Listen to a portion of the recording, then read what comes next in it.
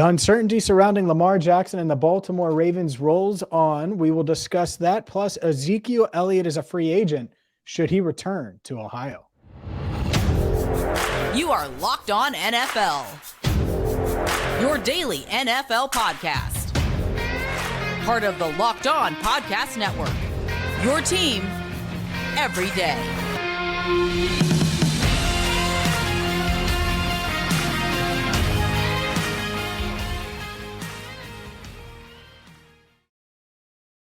Hi again, everyone, and welcome in to a Wednesday edition of Locked On NFL. He is Tony Wiggins. I'm James Rapien. Thank you so much for making us your first listen, and make sure you subscribe on YouTube or check us out wherever you get your podcasts 5 times a week, free and available wherever you get your podcasts. And let's dive on in, because this Lamar Jackson train, it just keeps on churning, and there's a lot of debate, a lot of discussion. Lamar Jackson made it known that he wanted out and that he requested a trade on March 2nd. And John Harbaugh had to answer a bunch of questions about it at the owners' meetings. And, well, the drama continues. And, Tony, you have an interesting thought about these teams and how they're looking at the former MVP. I think they're looking at it from a macro league perspective. And they're probably giving Jimmy in Cleveland the side eye, the owner of the Cleveland Browns. Like Jimmy Haslam. Yeah, I don't think he's necessarily well liked.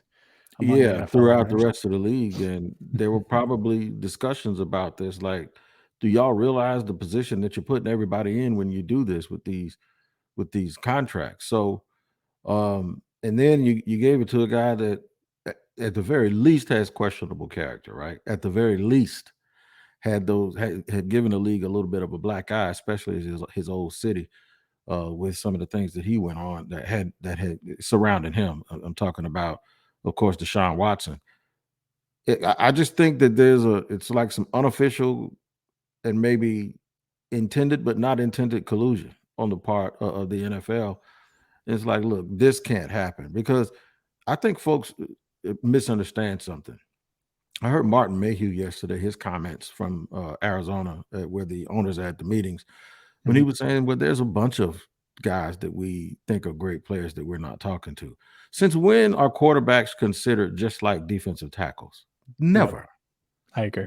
Don't be trying to fool us. The more some of that silly rhetoric like that comes out, the more I believe that it's part of some bigger talking points that have been had behind closed doors. And that's why I think Lamar Jackson is in a world of hurt and a world of trouble when it comes to trying to get his contract. Yeah, it's interesting, because even a guy like Lamar Jackson can't win if the owners say, hey, we're not paying him. We're going to get together for the greater good in the future of the NFL, of not wanting to go the guaranteed route contracts wise and all of those things for quarterbacks. But you said it right. He's not a defensive tackle. We're not talking about, is he an organizational philosophy of guards, don't pay guards, pay your tackles, right? Don't pay the running backs long-term or whatever it is. No, we're talking about a league MVP. Mm-hmm. We're talking about a guy that walks into, I would say, at least 22 franchises, maybe more, and we could go up and down, but some of them might have young quarterbacks that they just drafted or whatever the case is, where they might not want to go that route. But most franchises, he would be an upgrade towards at the most important position, not just in football, in sports. So that's why this is the biggest shock of free agency to me. And it's going to take an owner. Let's just say this is the case. And we are just, maybe it's not. What owner is willing to say, you know what? Bleep it. We're going to go after Lamar Jackson, because he can be had now.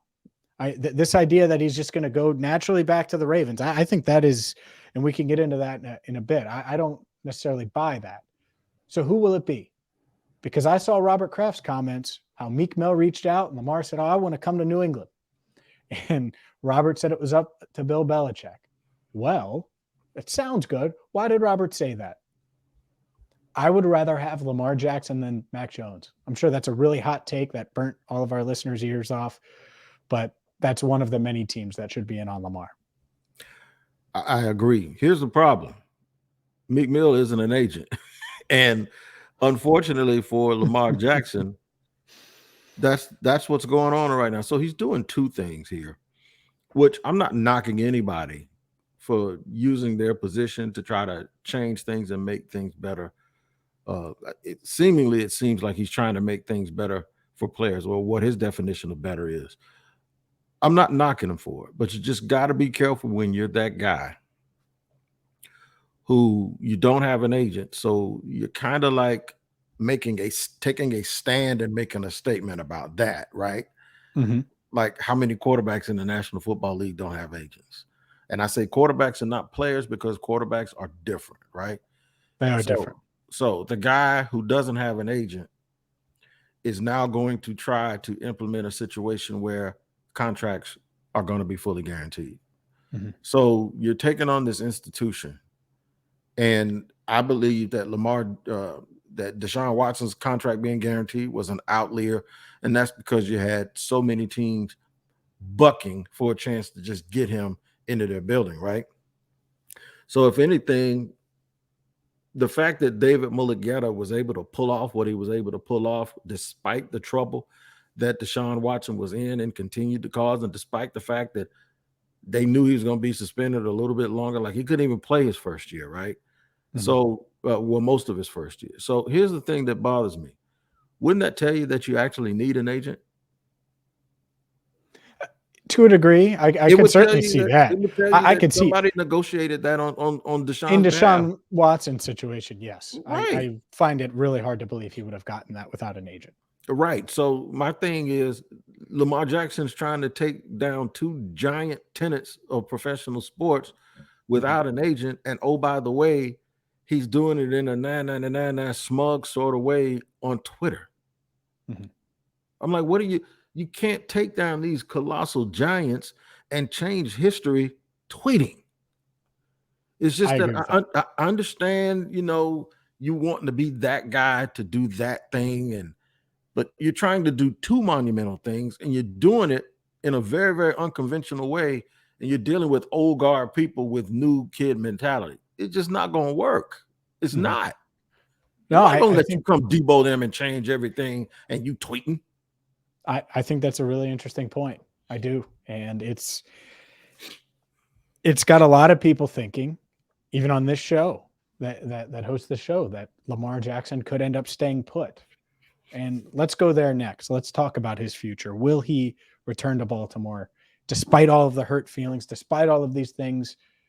He is set to make $30+ million on that non-exclusive franchise tag. So we will dive into that if we think that Lamar will play for Baltimore or elsewhere. We'll do that. And we have an Ezekiel Elliott best case scenario for Zeke destination coming up as well. But today's show is brought to you by FanDuel. And FanDuel, well, there's no better place to get in the action. And obviously the tournament is winding down, but the other tournament, the other basketball tournament, the NBA, well, it's coming up. And NBA playoffs are, to me, just as fun, if not more fun, than March. That said, if you get to FanDuel right now, you're going to get a no sweat first bet up to $1,000. I had friends that lost their rear end on the Texas. They had put together an awesome parlay, Tony, and he lost it because Texas blew that lead to Miami with FanDuel. But guess what? He had the no sweat first bet up to $1,000 back in bonus bets. So, well, guess what? He was able to rally because he got those bonus bets back and was able to keep it going. And you can do that too, wagering on anything from the money line to point spreads, which team will be cutting down the net, all of those things and more with FanDuel. So get your no sweat first bet up to $1,000 when you join FanDuel today. Just go to FanDuel.com/lockedon. Again, that's FanDuel.com/lockedon. Make every moment more with FanDuel. And you can make every moment more with us here on Locked On NFL by making us your first listen every single day, because it's your team every day here on the Locked On Podcast Network. We're talking Lamar Jackson. I'm going to make myself clear about Lamar Jackson, James. I want him to get paid. I love the fact that he is operating and thinking that he's doing something groundbreaking here. I just want to know what his end game is with the agent. And I've seen a lot of tweets and texts from people and questions coming about this subject from me that seems to make it sound as if the agents and the owners are like bedfellows here, like they're holding hands and doing this to Lamar. I think they both have an interest in it, but agents and owners have never been on the same side of anything. And leave it to a young dude who's trying to do something very, very important. I think he believes it's not just for him, it's for everybody else. Leave it to them to make people get equally mad at agents and owners. I hear agents now being vilified for and believe me, with the agents, what it is it's a drive-by. It's like unintended. This is between Lamar Jackson and the Baltimore Ravens, but somehow agents are getting thrown under the bus here and are actually being put on the same side with owners. Like those owners and those agents are crooks. And I'm thinking, like, how did this get to the point where it took this elementary road of things that aren't true? And it's because of the way I think Lamar Jackson has handled this. And he hasn't really spoken on anything. He sarcastically said, yeah, I had a 3-year guarantee with $133 million or whatever. And I did all that with no agent, but I need an agent. Yeah, but you didn't sign it. So what's the point in bragging about something that you didn't sign? If something is so good and you did it without an agent, why aren't you a Baltimore Raven? And why aren't you sitting here just counting your money instead of tweeting?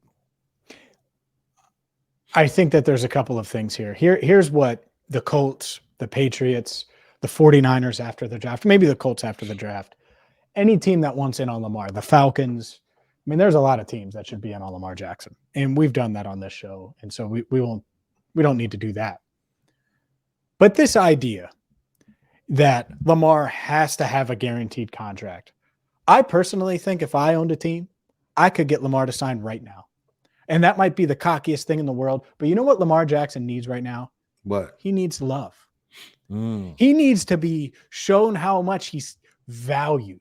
He needs to feel the love. And he does not feel it from the Baltimore Ravens. That's why this idea that, oh, he's just going to go back to Baltimore.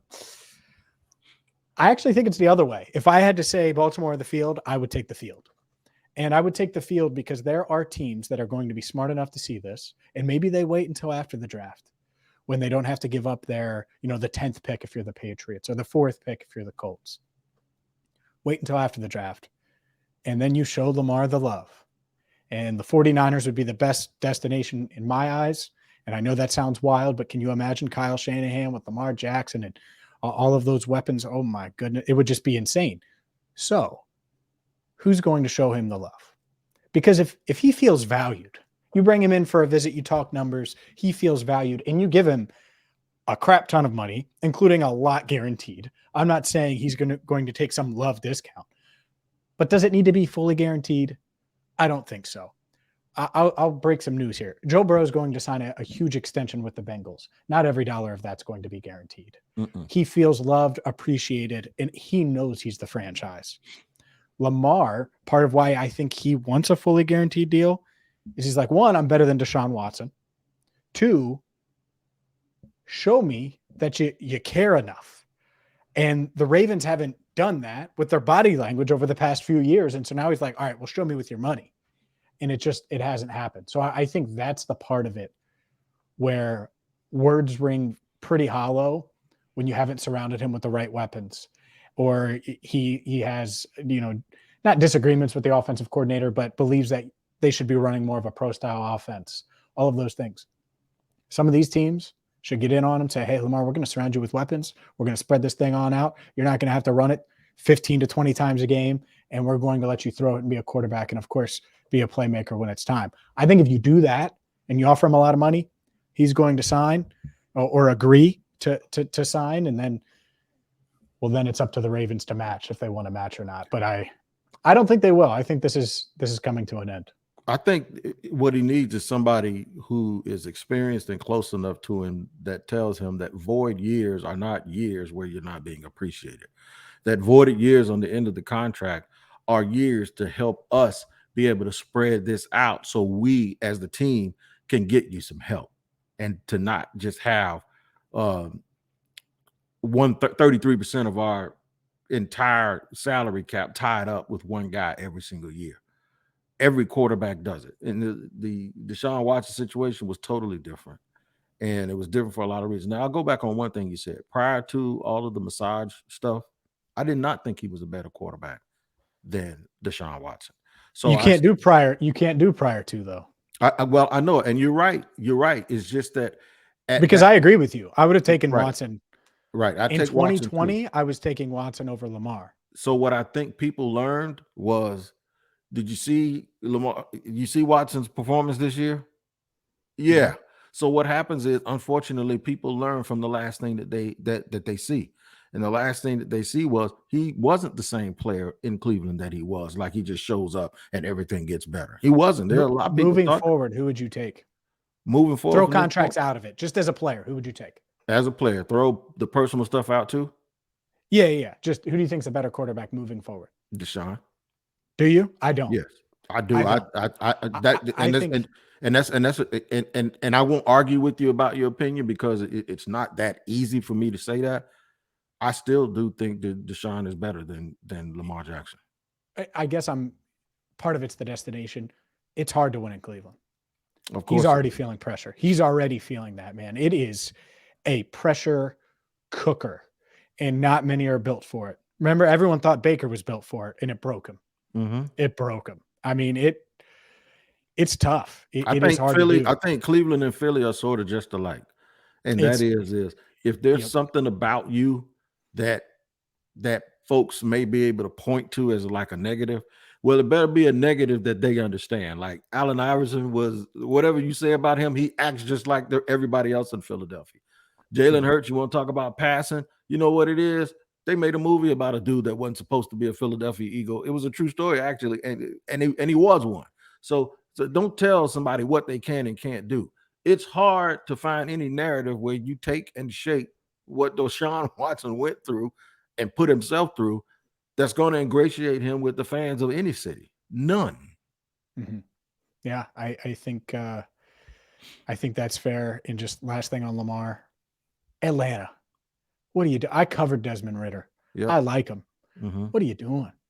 What are you doing? Mm-hmm. And maybe it's after the draft. Maybe all of these teams, they're like, hey, if we get Lamar, we're picking 26th next year. We can give up our first next year. But geez, there's just so many teams I think that could be in on him. Heck, I had a buddy text me that the Vikings should be in on him. And that one's interesting too. Could you imagine him throwing passes to Justin Jefferson? Whew. Anyways, up next, from quarterback to running back, Ezekiel Elliott, where should he go? I think he should go back to a place where he won a national title. We'll discuss that next. All right. Third and final segment here on Locked On NFL with James Rapien and Tony Wiggins. Thank you for making us your first listen because it's your team every day. Make your second listen Locked On NFL Scouting. I'm going to tell you something. Kyle Krabs and Joe Marino dropped some bombs yesterday, and I was glued to my listening device because those guys give you stuff about prospects that you can't get anywhere else. It's draft dudes, it's daily, and it's right here on Locked On, the Locked On Podcast Network, where it's your team every day. Make sure you tap in and like and subscribe. Locked On NFL Scouting with Kyle Krabs as well as Joe Marino. Ezekiel Elliott narrowed down his list of preferred destinations, according to Adam Schefter, to Cincinnati, Philadelphia, which, okay, that's interesting. And I'm not going to lie to you, I'm forgetting the third. What was the third one? I think it was the Bengals. Well, yeah. It was the Bengals because, I'm going with the Bengals. Okay. Hey, wait, the Bengals, it was it Miami? All I can tell you is this. I was counting on my hand because it's all contenders. It's teams that are right there. I think Buffalo was one of them, right? Teams that are right there knocking on the door. In fact, I want to be sure. I want to think it was the Jets, Buffalo, Cincinnati. It's Jets. That's the one I was forgetting. The Jets. Right. All right. Right. First off, the Jets have stud young guys. To me, it doesn't really make that much sense unless you just want to add another star to add another star. To me, they should be in on Odell Beckham Jr. They are. That makes sense. Pair him with Rodgers and go let Rodgers cook. That said, why would Zeke not go back to Cincinnati? This makes so much sense that I don't know what's going to happen with Joe Mixon, but a pass-first offense led by Joe Burrow, Jamar Chase, T. Higgins. They just signed Irv Smith Jr. And I get it. I'm in Cincinnati, so people are going to say, oh, well, Tyler Boyd at the slot. They're going to throw the ball a ton this coming season. They have no pass blocking back, no proven pass blocking back. Right now, Travion Williams would be that guy. It would not be Joe Mixon. They lost Samaje Perine in free agency. If you're Zeke Elliott, why not go to a place where you can definitely win, where I know you're interested in going? And I think it might just come down to dollars and cents. And let's be honest here. We were just talking about guaranteed money. Zeke really got the Cowboys for a lot of guaranteed money, man. So if you have to take a little bit less this year to go to a team like Cincinnati with Joe Burrow, I would do that if I was Ezekiel Elliott. Maybe I'm crazy, but that's, to me, the best football fit and makes a ton of sense. And if he wants to win a ring, I think he would be a plug and play, maybe not every down guy, and certainly won't be an every down guy at this stage of his career. Third down back, short yardage, catch passes from Burrow. He could do all of those things. I was surprised to see the Eagles on the list as well because it's a rival of the Cowboys. Like, for instance, even Taylor Lewan said that none of his new teams would be in the AFC South. Like, I ain't doing it. So that did shock me a little bit. But going back to Ohio, you're right. For the Bengals, it's a key situation. It's a good situation. You don't have to worry about loaded boxes. That's for sure. And, to be a champion as a collegian in Ohio and then come back and do it in the NFL, I think it would be a fantasy.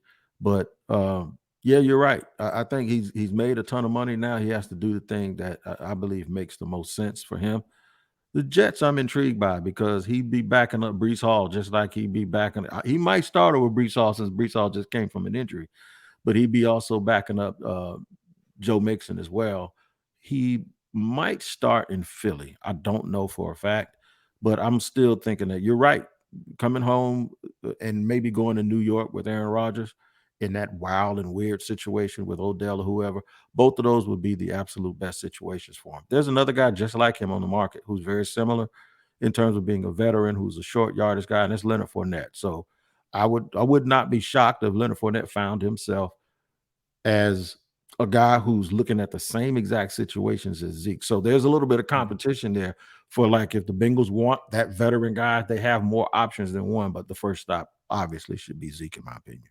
And the reason why I would have Zeke for the Bengals ahead of Leonard Fournette, because I like Fournette and I think he's weirdly become underrated now. Playoff Lenny, yeah. Wild. Yeah, it's weird, the whole conversation about him. The pass blocking. Zeke is still great at it.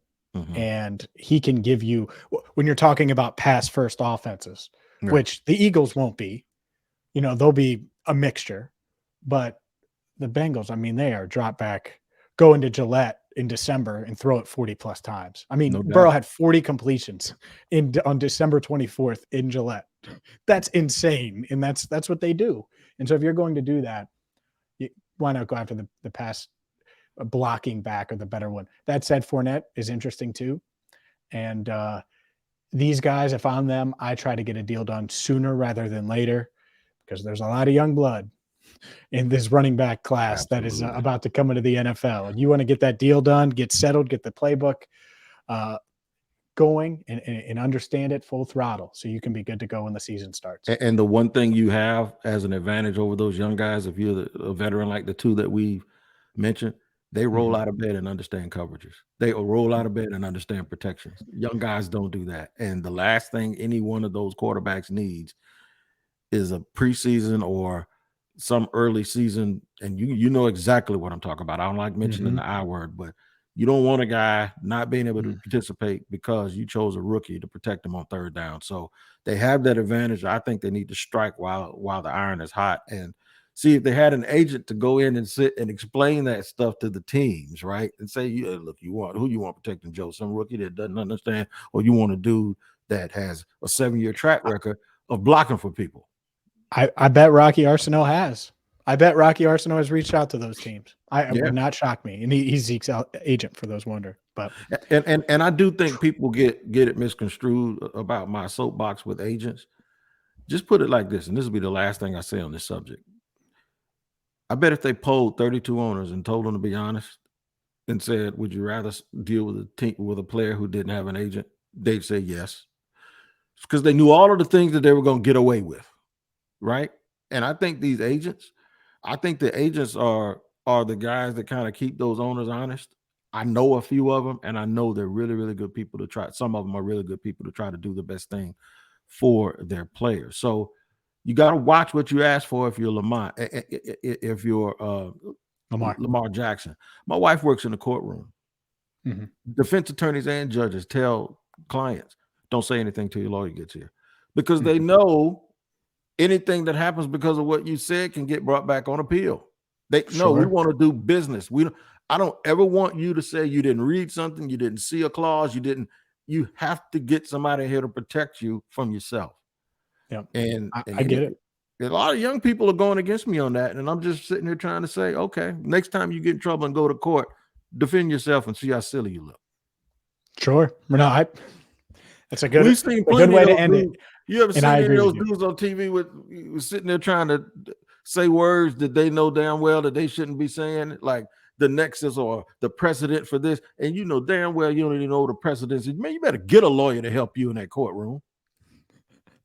I love it. That's a perfect way to end it. We'll see where Lamar ends, and I think that's 3 weeks in a row we've at least mentioned Lamar on the Wednesday edition of Locked On NFL. Maybe he has a destination by this time next week, and we can. It won't be here. Else. It won't be here. You know why? Where I'm pointing to Duval County, because we got a quarterback, and these ain't our kind of problems these days. Look at that. How about that? Yeah, the Bengals and Jags, they got their quarterbacks. It's interesting. The Steelers, they should go after Lamar too. For Tony Wiggins, I'm James Rapien. Thank you so much for listening to a Wednesday edition of Locked On NFL.